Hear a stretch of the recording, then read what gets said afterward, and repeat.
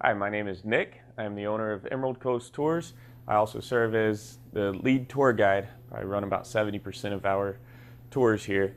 I'm going to lead you through a little bit of our day as a tour guide.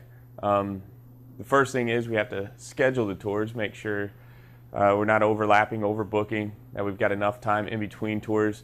As far as we do a few different tours with segways and bikes, so sometimes have to have a separate tour guide coming in to run bike while one's running a segway, things like that. But we have to have enough time scheduled in between so our next customers aren't waiting too long for their tour to start. When we come in for the day, we do set up the shop, put the bikes outside, things like that, sweep a little bit, get the shop presentable for our customers. When the customers come in, we have to greet them with a smiling face, no matter what our day has been before. Our main goal is to have them have a good time, but we take them out. When it's a Segway tour, we have to give them some lessons how to ride it and take them through the city. So besides being up with our history, our tour guides, myself, we have to be really up with the current events. A lot of our customers are tourists, so they want to know what's going on, what's new with the city, best places to eat, things like that. So it's not just a historical tour. We've got to be ambassadors to the city as well, and constantly looking out for the customer safety as we're riding through traffic, things like that. So we do juggle a few different tasks at one time. Time management is another, to make sure that we're getting back to the tour, to the shop in time for the next tour. So doing all that at the same time creates an exciting atmosphere, as well as keeping upbeat and personable with the customers at all times. Stress level as far as a tour guide goes is pretty low. Feel like you're on vacation most of the time as part as one of the tourists. The only time it can get a little bit stressful is you do have to account for, sometimes there are injuries, falls, things like that. Most of them are minimal, but every once in a while you've got to be prepared for when something can go wrong. As far as hours as a tour guide goes, most of them, if they are owner/tour guide like myself, are probably going to work 50, 60, maybe even more hours a week. But the typical tour guide does it as a part-time job, roughly maybe 10, 15 hours a week, probably mostly on the weekends. There are a few requirements to being a tour guide. Depending on what city you look at or you're looking to work at, some cities do require tour guides to have certifications, state-sanctioned certifications, where you have to take a course on the city's history, things like that, and always have the certificate displayed. So you just got to contact your local city government for those requirements. But as far as background information, me personally, I was a history teacher for 10 years. I think that comes as a big help.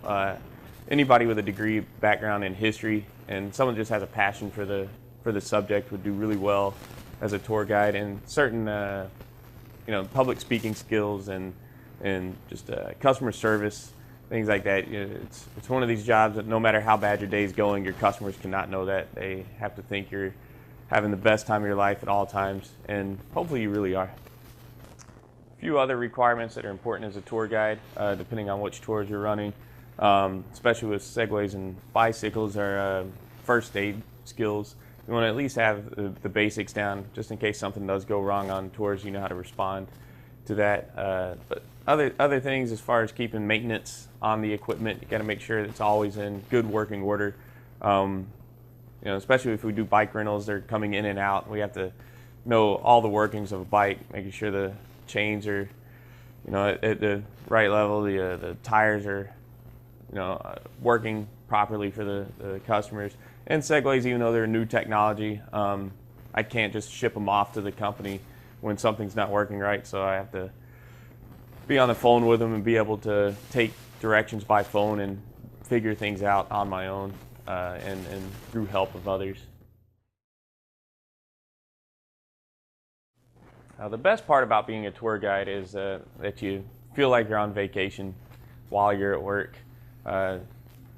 Me and some of the other tour guides, we joke around that we can't even call it a job or work, because we're doing what the tourists are doing. So we're having a good time, and it's pretty nice. But some of the negative parts of being a tour guide, I would say, is we are working outdoors, and sometimes the elements will force us to cancel the tour. And when we can't run tours, we don't get paid, and that can be tough on somebody who's dependent on this little extra income for bills. And then just customer service. Not every customer. Although the majority of our customers come in happy and leave happier, I would say every once in a while you do find a customer that doesn't think the policies apply to them, and that can be challenging at times. So that's where the customer service skills really come into play. So if you're interested in becoming a tour guide, first thing you got to remember, for a lot of people, for the majority of tour guides, it's not a full-time job. If you do enjoy it and you want it to be your full-time job, my best advice to you would be find a city that thrives on tourism. First of all, because you're going to be in a really cool place to live. But then find a tour that's not already happening. Don't try to jump into a market that's already saturated, and maybe start your own.